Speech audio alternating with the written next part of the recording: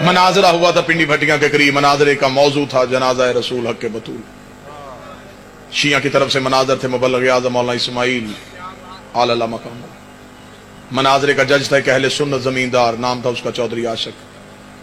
सुन्नी था, दानश्वर था, फैसले लोगों के करता था अकल के मुताबिक। मनाजरे का जज उसे मुअय्यन इसलिए किया गया कि वो फैसला हक पे करेगा।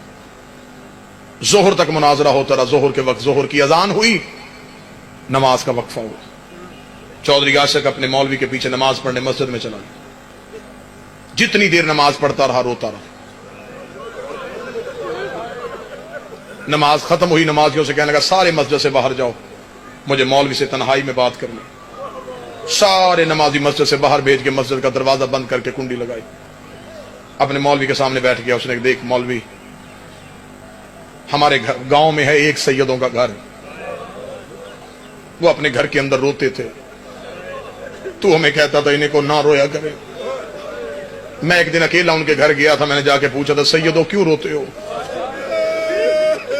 उन्होंने कहा था कि हमारी मां दरबार में गई थी। मौलवी, मैंने रात की तारीकी में तेरे घर आके तुझसे मसला पूछा था, तूने मुझे कहा था कि शिया झूठ बोलते हैं। मैंने उन सैयदों से कहा था इतना बड़ा इल्जाम तुमने कैसे लगा दिया अगर रसूल की बेटी कहीं गई हो? उसने कहा हम अपना मौलवी बुलाते हैं, तू अपना मौलवी ले आ। उन्होंने बुला लिया है अपना मौलवी, वो बैठा है डेरे पे किताबें लेके। मुझे इन किताबों की समझ नहीं आ रही, तू किताब दिखाता है वो दिखाता है, मुझे नहीं समझ आ रही इन किताबों में क्या लिखा है। ये भी तो आखिर मौलवियों ने लिखी है। मेरे जहन में एक सवाल है, मुझे उसका जवाब दे, मैं मुनाजरा खत्म करूं। मौलवी ने कहा क्या सवाल है? चौधरी आशिक ने रोके कि मुझे सिर्फ इतना बता, मेरी नबी की दरबार गई थी? मैंने ये नहीं पूछा किस किताब में क्या लिखा है, सिर्फ इतना बता गई थी? उसने कहा चाचा आशिक नबी की बेटी का बनता नहीं था। उसने कहा बनता छोड़, गई थी। उसने कहा नबियों का विरसा कोई नहीं होता। उसने कहा विरसा छोड़, गई थी। उसने कहा हदीसें कहती हैं नबी जगीरें छोड़ के नहीं जाते। उसने कहा सब कुछ छोड़, बता गई थी? उसने कहा हाँ चौधरी आशिक गई थी। रो के जिगर पे हाथ रख के कहता है अब मुझे बता वापस खाली आई थी या कुछ लेके आई थी? उसने कहा किताबें लिखती हैं वापस खाली चली गई थी। रो के कहने लगा मेरे मरने के बाद मेरी बेटी किसी कम्मी के दरवाजे पे जाए और ला के कहे मैं चौधरी आशिक की बेटी हूँ, मुझे बताओ खाली भेजोगे या दे के भेजोगे? कहने लगा दे के भेजेंगे, बेटी जो तेरी है। रो के ना मेरी बेटी का हया करते हो, मोहम्मद की बेटी का किसी ने हया नहीं किया।